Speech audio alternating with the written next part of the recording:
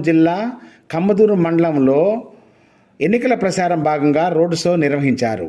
ఎన్నికల ప్రచారానికి వచ్చిన టీడీపీ, జనసేన, బీజేపీ ఉమ్మడి ఎమ్మెల్యే అభ్యర్థి Amilineni Surendra Babu, TDP party senior నాయకులు, మహిళలు, గ్రామస్తులు ఘనంగా పెద్ద ఎత్తున ఘన స్వాగతం పలికారు.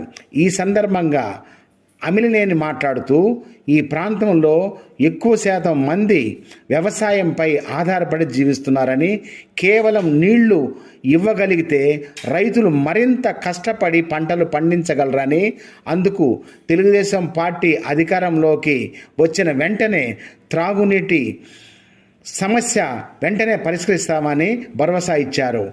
రాష్ట్ర భవిష్యత్తు చంద్రబాబు నాయుడు చేతుల్లో ఉందని, అందుకు ప్రతి ఒక్కరూ తెలుగుదేశం పార్టీ సైకిల్ గుర్తుకే ఓటు వేసి అభ్యర్థిని గెలిపించాలని కోరారు. ఈ యొక్క కార్యక్రమం